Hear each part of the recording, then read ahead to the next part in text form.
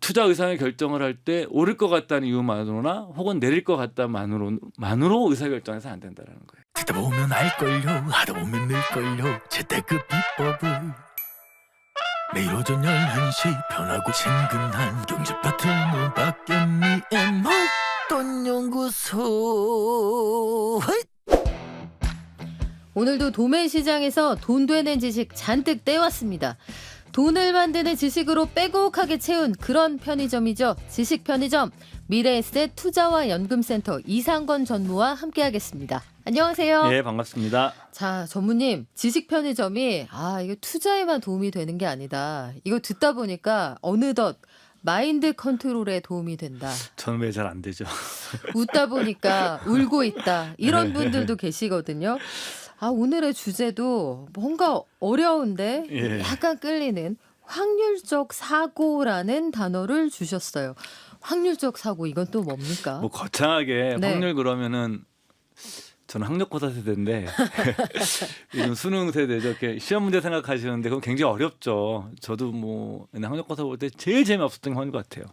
뭐 그런 얘기를 하려고 그러는 것이 아니고 또 수학자들이 뭐 말하는 확률 얘기하려는 것도 아니고 그냥 여러분들께서 어떤 생각하는 방식, 우리가 투자라는 게 어찌 보게 되면은 저도 잘 못하는 거지만 어떻게 바라보느냐, 거쳐 얘기하면 인식론이 굉장히 중요해요. 어떻게 생각하고 어떻게 바라보느냐에 관한 문제들이 많아서 그런 사고법 중에 우리가 확률적인 사고를 하는 것이 투자에서 왜 도움이 되는가 이런 얘기를 말씀드리려고 그러는데 먼저 여러분들에게 오늘은 퀴즈를 하나 내면서 네. 시작하려고 합니다. 오, 퀴즈. 예, 동전 네. 던지기 게임을 하는 거예요. 네. 그러니까 앞면과 내가 뒷면에 돈을 걸면 것만큼 돈을 주는 거예요. 예를 들어서 뭐 내가 100만 원씩 걸 수 있는데 내가 앞면 네. 딱 예를 들어 앞면에 나오면 나는 100만 원을 받는 거고 뒷면에 나오면 100만 원을 저는 잃는 거죠. 이런 게임을 하는 건데 게임을 하는데 지금 이제 7번이 진행됐어요. 7번이 동전 던지기 7번이 진행됐는데 모두 다 앞면이 나왔어요. 오. 이제 8번째 게임이에요. 네. 우리 소장님은 7번 앞면에 나왔습니다. 8번째 게임이에요. 앞면에 베팅하시겠어요? 뒷면에 베팅하시겠어요? 7번이 앞면이었다. 그 확률적으로 앞면이 나올 가능성이 높다는 거잖아요. 그럼 저는 앞면 한 번 더 가보고 싶은데요. 그렇죠. 네. 그러니까 근데 이것도 좀 특이하신 거예요. 네. 대부분의 분들은 뒷면에 거세요. 그래요? 예, 이게 실험을 해보면 왜냐하면은 앞면이 계속 나왔으니까 이번에는 좀 뒷면 나와야 되는 거 아니야?라고 생각해요. 그렇습니까? 그리고 또 소수지만 우리 소장님처럼 앞면이 나와야 되는 거 아니야? 예, 생각하시는데 사실은 둘 다 근거가 없는 사고법이에요. 왜 그러냐면 앞면에 나올지 뒷면에 나올지 똑같이 반반이에요. 그러네요. 이게 말 예. 그대로 50-50 아니에요. 그쵸. 미국 사람들이 말하는. 그리고 또 중요한 건 뭐냐면 여기서 우리가 확률이 반반이야. 맞아. 어차피 동전 던지기는 반반인데 더 중요한 건 뭐냐면 앞서 발생한 앞면이나 뒷면의 확률이 이번에 8번째, 7번째에 발생한 앞면이나 뒷면의 확률이 발생한 것이 8번째 동전 던지기와는 전혀 상관이 없는 거예요. 영향을 못 주네요. 못 주네요. 그러네요. 그러니까 사회에 말해서 우리가 독립적이라고 얘기하거든요. 무관함에도 불구하고 사람들은 무관한 것도 연결해서 생각해요. 기대고 싶거든요. 그렇죠. 네. 그러니까 이게 뭐냐면은 엄밀하게 얘기하면 과거의 변화와 앞으로 일어날 변화가 각각 상관없는 독립적인 것인데 한마디로 아무런 상관이 없는 것인데 사람들은 과거의 패턴을 근거로 해서 의사결정을 하죠. 왜 그럴까? 지푸라기 그쵸. 잡는 심정인가요? 그러니까 인간의 어찌 보면 이거는 뭐 여러 학자들이 준비를 하는 이렇게 연구를 하는데 뭐 제가 뭐 깊이 공부를 못했지만 이거는 인간의 어떤 심리적 본성이 이런 거를 잘하는 사람들이 원시시대부터 생존해 왔기 때문에 뭐 예를 들어서 우리가 어디를 딱 원시인들이 갔는데 길거리 지나가다가 야 저기 빨간색의 이런 꽃 모양을 가진 패턴을 지닌 과일을 먹었더니 우리가 안 죽었어. 근데 저기 파란색에 어떤 검정 모양이 있는 과일을 많이 먹었더니 옆집에 지난번에 같이 가던 갑돌이 배 아파서 죽고 옆에 같이 가던 또리도 죽었대. 그러니까 우리는 이런 패턴이 그거 먹으면 안 돼. 그래서 인간이라는 건 존재는 어떤 패턴을 통해서 판단하는 게 생존에 유리했다고 얘기를 해요. 진화심리학자들은. 그래서 근데 이것이 금융시장에서 패턴을 찾는 거예요. 사실은 패턴이 전혀 상관이 없는 영역에서도. 그러니까 우리는 패턴을 찾는 사람들이 후손이었다라는 거죠. 네. 근데 엄밀하게 얘기하면 우리가 주식시장이나 이런 것은 패턴이 없어요, 사실은. 근데 사람들은 패턴을 찾는 거죠. 그래서 이제 사람들이 뭐냐면은 여러분들에게 또 하나 제가 하나 또 사례 하나 드리려고 그러는 게 사람들이 이런 심리를 이용해서 우리가 사업을 하나 실제로 한 사람이 있었대요. 그러니까 주가 전망 뉴스레터 사업을 하는 거예요. 먼저 한 5만 명 정도의 리스트를 구해가지고 2만 5천 명한테는 내일 주가가 오른다고 뉴스레터를 보내고 근거를 아주 멋있게 씁니다. FOMC가 금리가 어떻게 되고 인플레 어떻게 되고 쫙 쓰는 거예요. 그다음에 네. 나머지 2만 5천 명한테는 주가가 떨어진다고 생각합니다. 인플레이션 쉽게 끝날 것 같지 않고 70년대 우리가 뭐 주식시장을 검토해 보더라도 10년간 주식시장 헤맸다 이러면서 근거를 쓰는 거예요. 그래서 딱 보내요. 근데 딱 봤더니 네. 그다음에 주가가 올랐어. 그러면 그 떨어진다고 보낸 2만 5천 명한테 더 이상 안 보내는 거예요. 그러면 여기 나머지 2만 5천에다가 12,500명씩 또 쪼개서 한 명은 또 한쪽은 오른다 한쪽은 내린다 뉴스레터 계속 보내는 거예요. 또 거기서 굉장히 현 시장과 관련되어 있는 여러 가지 논의들을 잘 모아서 뭐 챗 GPT인가 그런 활용해가지고 이제 내용을 그럴듯하게 써서 다 보냅니다.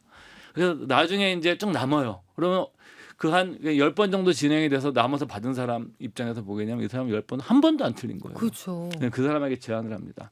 뉴스레터 구독하시겠습니까? 할 것 같아 안 할 것 같으세요? 그 사람한테 예. 그 사람한테 하지 않을까요? 예, 실제로 이게 있었던 사기 사건 중에 하나입니다. 아. 이게 뭐냐면 네. 사람들이 주가가 내일 오를지 내릴지 확률은 뭐예요? 반반이죠. 반반이죠. 네. 주사위 게임과 비슷한 거죠. 단 하나의 차이가 있다면 주식시장은 뭐냐면은 주식이라는 것 자체는 어떤 가치가 있기 때문에 우리가 가치를 봤을 때 하는 거지만 시장 움직임만 놓고 보면 확률은 반반일 뿐이라는 거예요. 그러니까 뭘 하더라도 나는 50% 맞출 수 있는 거예요. 근데 많은 분들이 이걸 뭐냐면 내가 그래프를 잘 분석하면 기술적 분석은 의미 없다는 게 아닙니다. 그 심리가 반영되어 있기 때문에 내가 참 뭘 찾으면 그러니까 로또 같은 것도 그러거든요. 로또를 내가 잘 분석하면 맞출 수 있을 것 같거든요. 실제로 그런 사이트도 있어요. 그러니까 네. 근데 그게 확률적으로 말이 안 되라는 게 로또의 당첨 확률은 그런 거잖아요. 내가 어떤 멀쩡한 사람이 길거리 지나가다가 벼락을 맞고 쓰러져요. 그때 일어났어요. 네. 근데 재수없게 또 맞아요, 이 사람이. 그리고 나서 또 일어났어요. 그러니까 벼락을 2번 맞고 일어나서 걸어갈 확률이에요. 이게 816만 분의 1인가 제 기억으로는 그런 것 같은데 그거를 내가 맞출 수 있다고 생각하는 사람들은 틀린 거예요. 왜냐하면 인간의 확률적인 판단 범위는 어느 수준이 넘어가면 인간은 숫자에 그걸 계산하지 못해요. 그건 아주 특이한 천재 유형의 인간들만 하는 거지 평균적인 사람들은 숫자가 어느 규모가 넘어가면 판단을 할 수 없습니다. 숫자적으로. 그게 원래 인간을 이렇게 지나왔다 얘기를 하거든요. 그게 평균적인 인간의 모습이고. 그렇기 때문에 여러분들께서 뭐냐면 투자 의사의 결정을 할 때 오를 것 같다는 이유만으로나 혹은 내릴 것 같다만으로 의사결정해서 안 된다는 거예요. 이런 확률적 사고가 보여주는 것은. 내가 그런 오를 거나 내릴 것 같은 어떤 이런 시장 전망보다는 구체적으로 내가 투자하는 대상의 가치가 어떤 것이냐. 이것이 훨씬 더 인간적인 거라는 거죠. 현실적인 것이고. 근데 갑자기 좀 혼란스러운 게요, 전무님. 예. 우리가 증시를 볼 때나 아니면 경제 상황을 분석하고 대응할 때 예전에 비슷한 상황이 있었는데 그때는 이런 상황이 펼쳐졌었어. 예. 그러니까 이번에도 이렇게 흘러가지 않을까라고 생각들을 해서 대응을 한단 말이죠. 그래서 증시에서 우리가 흔히 하는 얘기가 뭐 며칠간의 이동평균선, 피보나치 이런 얘기가 나오지 않습니까? 예. 그러면은 그런 게 별로 큰 영향을 미치지 그러니까 못한다는 뭐 두 뜻이에요. 가지 말씀하시는 건데 하나는 과거 역사적 경험이라는 네. 거고요. 두 번째로는 하나 우리가 흔히 얘기하는 기술적 분석을 얘기를 하는 겁니다. 근데 과거 역사라는 것 자체는 항상 이것은 역사는 공부를 해야 돼요. 역사는 공부를 해야 되는데 역사가 동일하게 반복되지는 않죠. 동일하게 반복되지는 않지만 그 중에서 한 가지 그 반복되는 중요한 그 원인 중에 하나는 인간의 어떤 심리적 편향이 있는 겁니다. 그러니까 이제 강사장이 열광을 하고 지나치게 약사장에는 지나치게 이제 그 공포감에 사로잡히는 이런 인간의 본성적인 것들은 변하지 않죠. 그렇기 때문에 우리가 역사를 볼 때 어떤 그 경제적인 어떤 의미나 데이터를 보는 것도 중요하지만 더 중요한 건 어떤 심리적 패턴을 보는 게 더 중요하기 때문에 사실은 그거는 우리가 그런 어떤 데이터를 가지고 예측한다는 것 자체는 사실은 그렇게 역사적으로 맞힌 사람이 별로 없어요. 그렇지만 심리적인 편향은 거의 동일하게 나타납니다. 우리가 한 뭐 1600몇 년대부터 저희가 한번 튤립 투기 한번 다룬 적이 있었는데 그게 이제 네. 투기의 역사에서 뭐 그 전에도 있었어요. 그렇지만 그 현대적 의미의 우리가 이제 어떤 시장이 형성되어 있고 개인 투자자가 참여할 수 있었던 이런 그 일반인도 참여할 수 있었던 최초의 투기 사건이거든요. 그 사건 자체. 그래서부터 1600년대 지금까지 쭉 훑어보더라도 그런 것들은 이제 우리가 공통으로 나타나지만 거기에 그럼 튤립 시장의 뭐 어떤 데이터와 더 동일한 얘기 볼 수는 없거든요. 이제 두 번째 이제 기술적 분석에 관한 것인데 네. 이거는 뭐 사실 논란이 있어요. 기술적 분석이 무용하다라는 분도 계시고 기술적 분석이 유용하다라는 분도 계시고 어떤 분들은 정말 기술적 분석만으로 투자하는 분들도 계신데 이건 뭐 사실 제가 어떤 것이 답이다라고 말씀드릴 수는 없지만 확실한 건 기술적 분석으로 지속적인 성과를 거둔 사람들은 굉장히 드물다. 아. 이것은 검증이 되어 있는 것이고 기업의 어떤 가치라든가 이런 걸 통해서 투자한 것들은 우리가 이제 뭐 워렌 버핏도 있고 네. 그렇지만 기술적 분석은 이렇게 장기적으로 단기적으로는 많이 있지만 지속적이고 반복적으로 수익을 내는 경우는 이렇게 검증된 사람이 많지 않다. 그리고 거기서 기술적 분석에 그 처음으로 이제 대중화시킨 엘리엇 같은 경우에도 망했거든요. 예, 그 TS 엘리펀도 망했기 때문에 예. 그래서 이제 저는 그다음에 뭐딱 일단 제시 리버모어 같은 경우도 좀 기술적 분석 같은 물론 이제 그분은 딴 것도 했어서 심지만 했었지만 네. 그런 어떤 시장의 모멘텀을 통해서 했던 투자자들의 뭐 다는 아니지만 역사적으로 유명했던 적지 않은 숫자의 분들이 말로는 좀 행복하지 않았습니다. 그러면 우리가 이 시장에서 정말 구루라고 부르는 유명한 투자자들은 정말로 기업 그 자체의 가치와 실적을 분석해서 장기 투자한 진짜 곧대로 투자한 뭐 사람들이 그런 분도 이겼다. 계시지만 아니, 기술적 분석 하시는 분도 계세요. 그게 없는 건 아니에요. 이것에서 근데 기술적 분석만 하진 않는다는 거죠. 그래요. 예. 어떤 말씀인지 지금도 그래서 알겠습니다. 네. 그 영국의 유명한 그 펀드 매니저 앤서니 볼튼 은퇴한 이분 같은 경우에는 그 펀더멘탈 분석을 기본으로 하고 기술적 분석도 결합해서 해요. 기술은 거들 뿐. 그렇죠. 이것을 기술 중심으로 하진 않죠. 그러니까 좋은 기업을 사고 네. 이 좋은 기업을 매도할 때는 기술적 분석의 아이디어들을 활용하는 투자자들은 많이 있습니다. 그렇군요. 우리가 어떤 방식으로 투자에 임해야 하느냐, 다시 중심을 어디에 둬야 하느냐, 그 부분에 대한 코치라는 생각이 드는데 주가의 움직임만으로 미래를 예측하는 건 그럼 위험할 수도 있겠다. 이런 생각도 그렇죠. 들어요. 예. 그러면 또 우리 어떤 점을 고려하면 좋을까요? 저는 이제 평균에 대한 얘기를 좀 우리가 살면서도 이게 중요한 것 같은데 이거는 뭐 이런 거거든요. 뭐 어느 학교에 서울대 진학률이 높다.